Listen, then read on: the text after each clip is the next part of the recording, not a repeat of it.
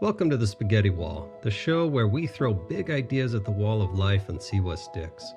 We're here to talk about mental health, happiness, and what really means to live well in a world that often feels like it's spinning out of control. I'm Jason Wilcox, a licensed clinical social worker. Let's dive in. Have you ever felt that rush when you meet your people? Like, oh, these are my folks. They get my jokes. They share my playlist. They finish my sentences. That feeling is powerful. It can heal loneliness and turn strangers into family. But there's a shadow side. When belonging comes with a price, when we need an enemy, when we don't ask questions or they're not allowed, and we're supposed to just trust the leaders of this group. Today we're talking about how to find your tribe without surrendering your voice. You know, how to spot toxic tribalism and how to question authority without burning bridges or losing yourself. Now, a quick, gentle caveat up front. I'm talking about tribal dynamics that can appear anywhere, in classrooms, clubs, neighborhoods, religions, and politics. No single group is being singled out. We're focusing on patterns, not people. And I include myself in this conversation. If something feels close to home, I invite curiosity over defensiveness. Try to just hear what we're talking about with systems and tribes. Either way, I'm going to share some checklists, some practical phrases you can use in tough moments, and a few short exercises. So let's get into it. First thing first, I'm not anti-tribe. I'm pro-belonging. We all have an innate need to connect. It's built into our genes. Yes, genes, not like your genes, but like genes inside your body. Though comfy jeans help too. Either way, even people who say, I don't need anyone, are often protecting themselves from being hurt, judged, or abandoned. That's not weakness. That's a survival strategy. So today isn't a takedown of community. It's a blueprint for healthier belonging. It's where we need to connect with other people. Again, it's built into us. So here's the roadmap. 1, why belonging is essential. 2, where tribalism goes wrong, especially the we need an enemy trick. 3, how leaders and influencers can nudge us into an unquestioning loyalty. 4, a checklist to evaluate your current tribe. 5, a toolkit to question authority with respect and clarity. And 6, how to build or choose a tribe that makes room for thinking, joy, and peace, because that's what we're looking for. We are concerned about your peace, your joy, and your health in your life. Picture early humans. If you wandered alone, you were lunch. Today, a saber-toothed tiger is basically a calendar full of notifications and bills. But our wiring hasn't changed much. We look for people who keep us safe, seen, and sane. So belonging gives us safety. These are my people. Our nervous system kind of relaxes. It gives us identity. This is who I am. We borrow language and values to shape the self. We start connecting through this. It gives us meaning. Shared goals, rituals, inside jokes, tiny glues that bind us. And it gives us energy. When we feel accepted, we try more, we create more. We love more. It's really great. It's energizing, right? And it happens everywhere. Like I mentioned, schools, sports, clubs, neighborhoods, religions, and politics, online communities, it's all over. Some of them do tremendous good. Food drives, mentorship, recovery support. It engages people. It's wonderful. The point, find your clique, find your tribe. I encourage it. Go out there. In fact, when I talk to clients, I tell them, go online, go to these places where you look for groups that like what you like and see if you can go do stuff with them. It's fun. It's so good. Your soul needs it. Just make sure the cost of admission isn't your conscience. So for example, my normal co-host, Tan, my wife, she goes on and finds groups online all the time. I'm not as good as she is, but she's really great at it. And for one time, she went out and she found a rock hounding group. I love rock hounding. She loves rock hounding. And they were going to do a rock hounding out in this area over by our house that we hadn't done before. So she contacted them. She got set up. I showed up. We went rock hounding and we had a lot of fun. It was a great group. I'd totally go with them again. But that's how we do it. We find people that are like-minded, that we find joy in. And the reality is if I had gone with them and it wasn't joyful, then that just wouldn't be my group. I'd find another group. It's not a big deal. But when we're looking for them, we want to find people that bring us joy, not bring us down. Here's where the crack in the foundation comes into play. Because we crave belonging, some people will sell it to us, and sometimes they do it by manufacturing an enemy. It's the easiest shortcut to an instant cohesion. It makes it so we're the good ones and they're the bad ones. We're the smart ones, they're the sheep. We're the pure ones, they're the dangerous ones. When there's an enemy, we can project our internal mess, the things that we're struggling with, our insecurities or fears or shame. We can project it on these other people. And it all gets tapped onto them. And suddenly, acceptance is effortless because the test of loyalty is simple. You just have to hate the other people. You just have to see them as the enemy. You just have to knock them down too. So it's simple. You get to be accepted.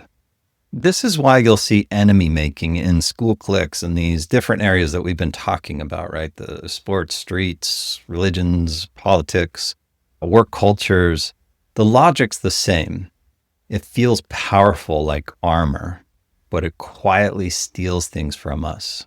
It steals our curiosity, our compassion, our ability to change our minds, our ability to engage with others, to collaborate and to find solutions that really work for everyone. And again, we're talking about tribalism where there has to be an enemy. And again, not every leader does this. And not every influencer, everybody out there, there's a lot of them that just want to pull you in and connect on the things that you guys enjoy. But what you want to watch out for is these common moves. So number one, an us versus them stories. Simplified narratives where your group is always noble and the other is always villainous. It's a big red flag. Number two, purity tests.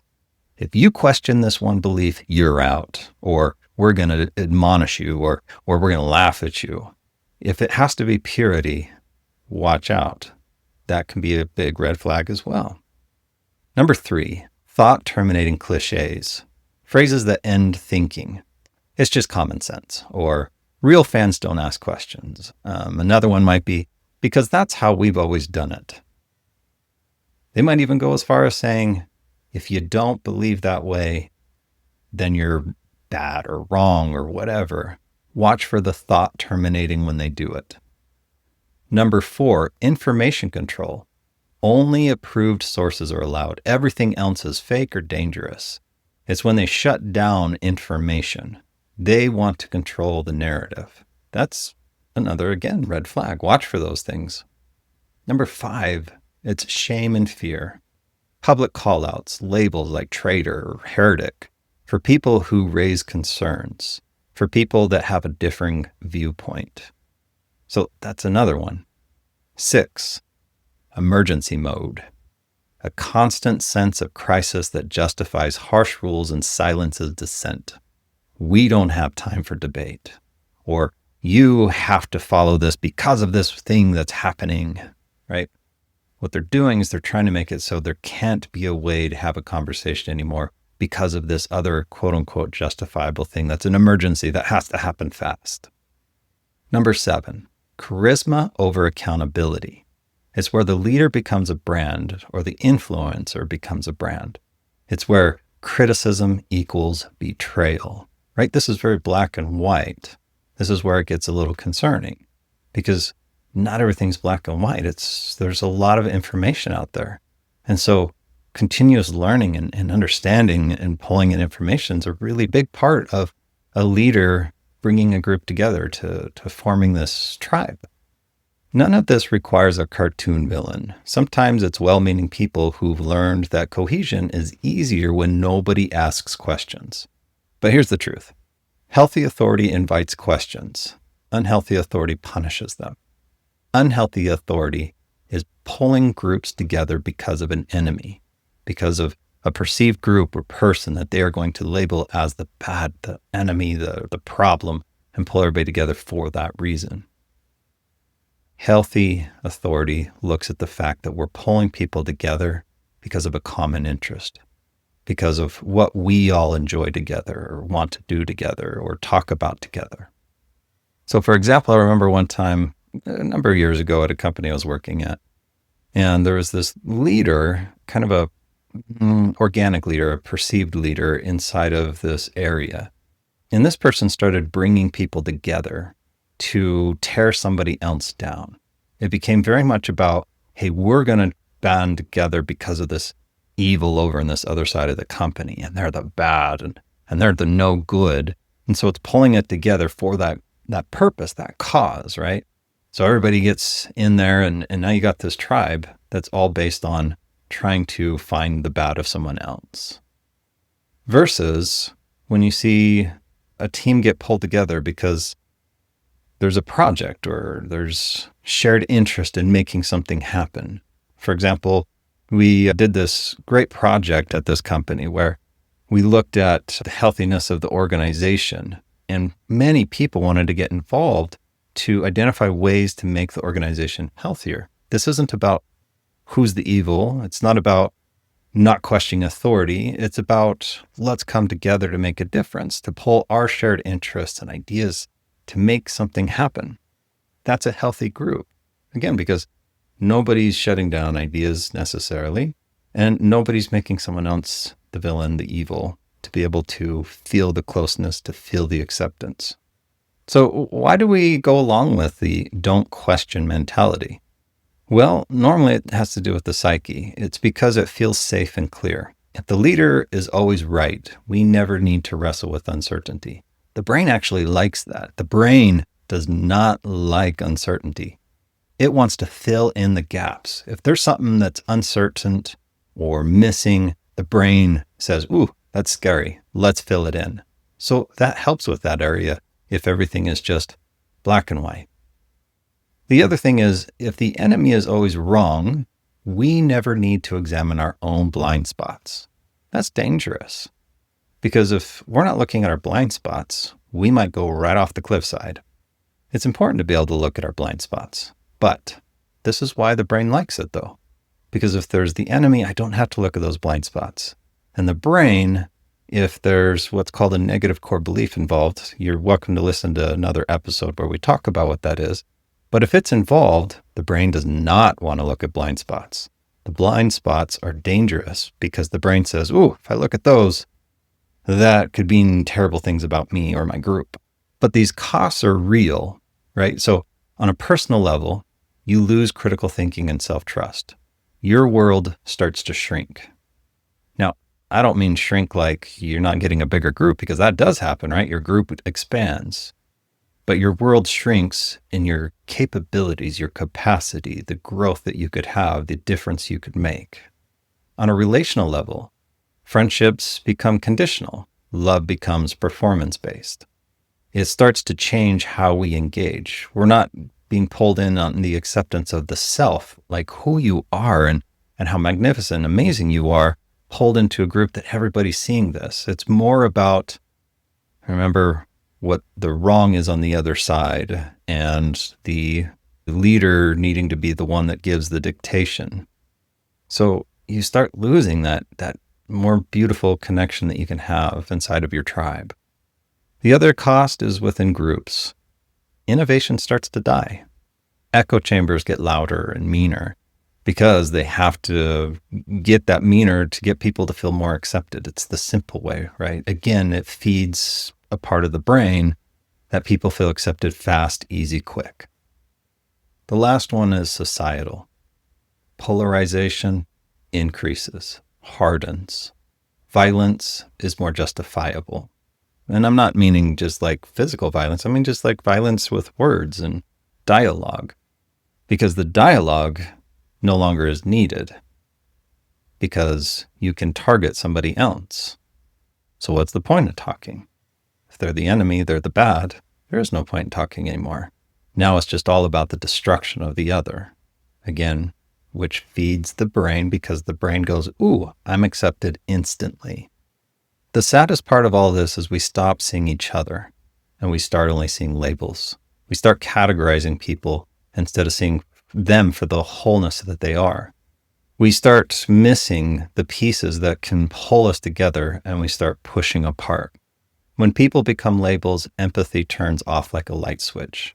And when empathy's off, almost anything can be justified in the name of the tribe. And I hear people out there nowadays, we talk about this in another podcast, but that empathy is weak, that it's a problem, but it's not. What they're often talking about is what they don't understand is they're saying that empathy without accountability is a problem. And yes, it is, because it becomes enabling. That's a problem. But empathy is actually a very, very powerful tool. And it needs to be combined with accountability. So empathy plus accountability is powerful. Empathy with no accountability becomes enabling. And I believe that's what some people are talking about out there, thinking that empathy is weak. It's not empathy that's weak. It's enabling that is weak. Let's just pause here for just a second, because this is a really tough topic. I'd like you to just notice for a moment, where's your heart rate? Where's your breathing? Are you feeling tense inside? Are you feeling okay inside? Maybe this is a moment that we just take some breaths. So maybe take a nice inhale for 4 seconds. Let's inhale for 4. Hold for 4. And exhale for 6. Let's do that one more time. Inhale for 4. Hold for 4. And let's exhale for 6.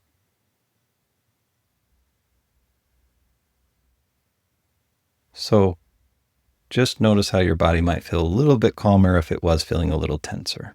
Because what happens is when we think about the quote unquote other side, a lot of times how we've built our framework with our tribe, if we're part of one, that looks for the enemy, when we think about that other side, our nervous system's going to get activated because we've joined this group to be accepted because of this, quote, bad guy side.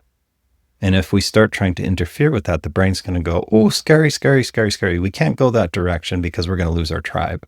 Now, you might be going, well, I don't really have that thought. You're right, you don't. It's an internal thing that happens. It's a back part of the brain that's happening. It's getting triggered and it's going to get activated. So that's why the breathing might help. But let's get practical.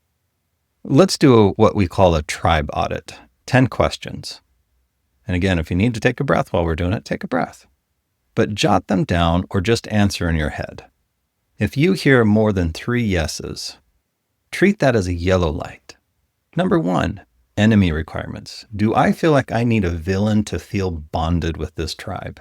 And maybe another way to ask that question is my tribe making an enemy out of the opposite or different group that is opposing to us? Number 2, question penalty. Do people get mocked or punished for asking sincere questions or bringing up sincere concerns or issues? Number 3, leader fragility. Is the leader above feedback, or is criticism treated as a betrayal?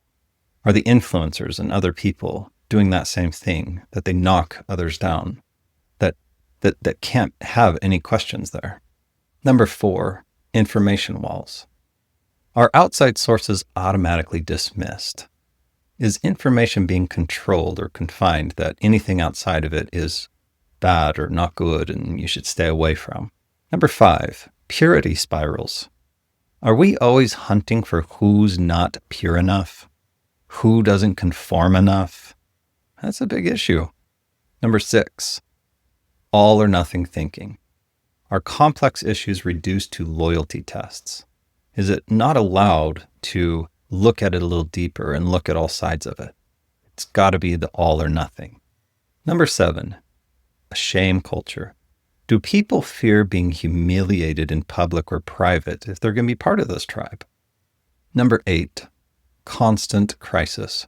Are we told we're always on the brink, so normal rules don't apply anymore? That we got to just all of a sudden conform because of what is on the brink of what's about to happen? Number 9, dehumanizing language? Do we label outsiders so we can ignore their humanity?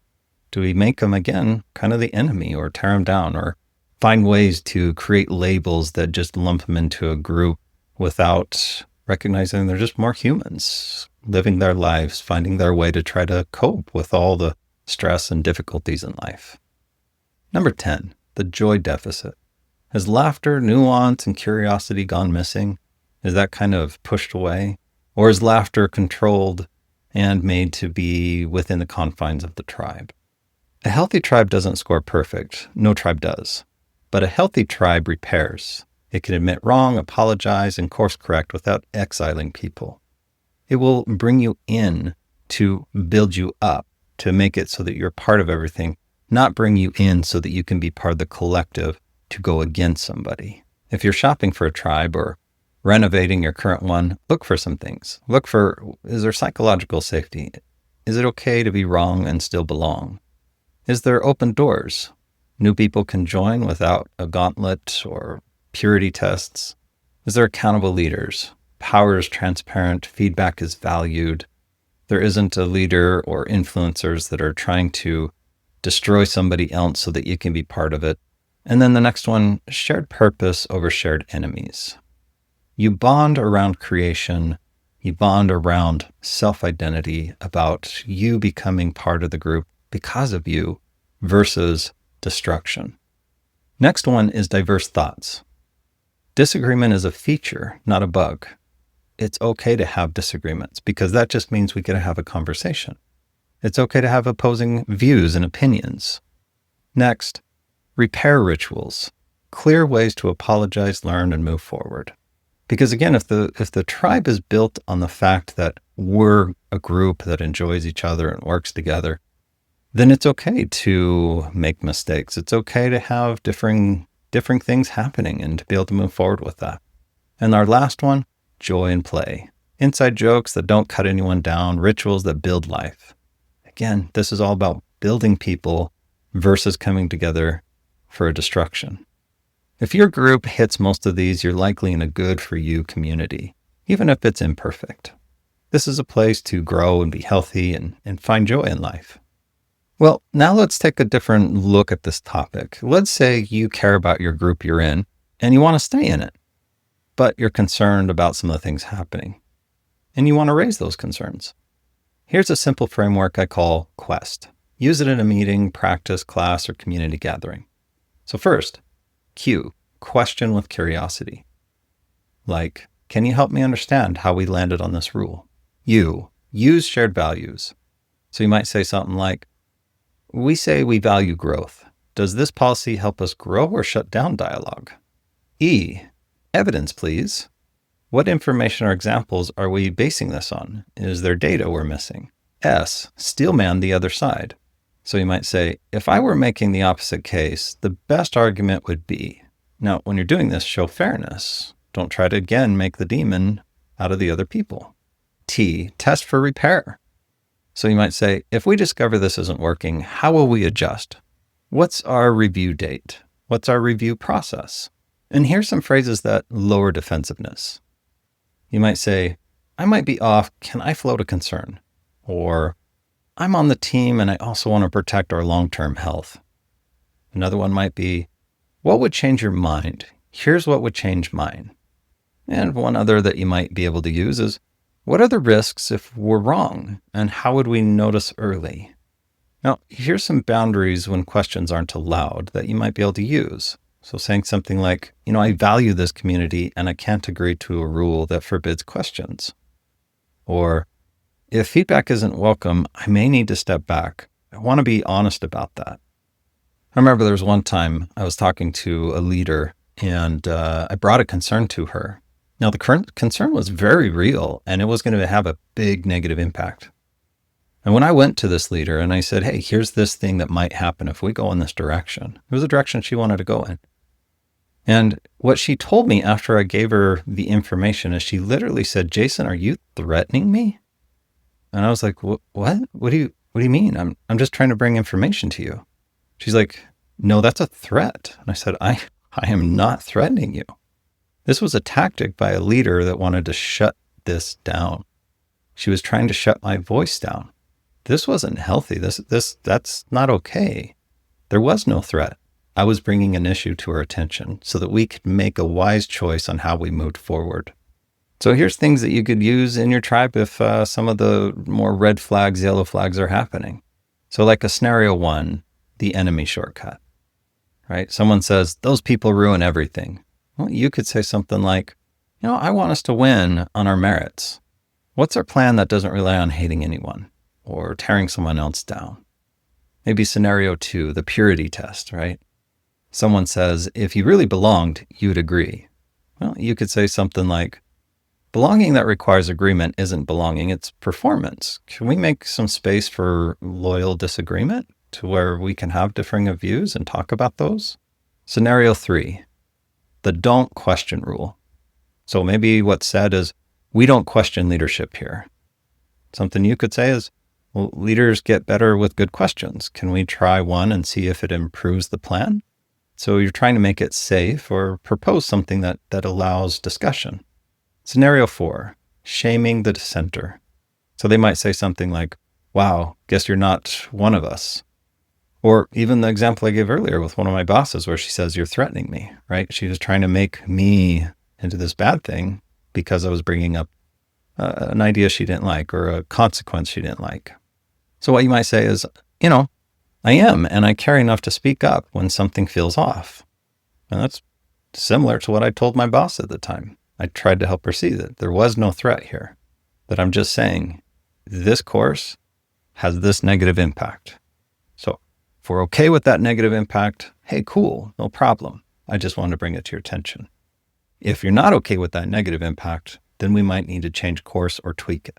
Scenario 4 with shaming the dissenter. So maybe they say, wow, guess you're not one of us. You can say something like, well, I am actually, and I care enough to speak up when something feels off. This is important to me. I want to see us succeed. Scenario 5, information control. When someone's telling you only our sources is trustworthy, you could say something like, well, if we're right, outside information should confirm it. So let's check and compare. Let's look at all of the evidences, all of the data. Let's bring it all in. So then we can make an educated decision. So here's something you could try this week if you were up for it. So 1, name your tribes, right? Who's your work tribe? Who's your team tribes, your neighborhood tribes, your online groups, faiths, hobbies, politics, whatever it is, where are your tribes that you're involved in? Number 2, pick one tribe to audit. Using the checklist from earlier, go through and see if there's 3 or more that you say yes to. See if they end up starting to hit that yellow light. Number 3, ask one respectful question using the QUEST framework. And if your group is more one that there isn't a question to be asked, just try to see what does happen when questions are asked or dissenting information is given. See how people respond. Number 4, notice the response.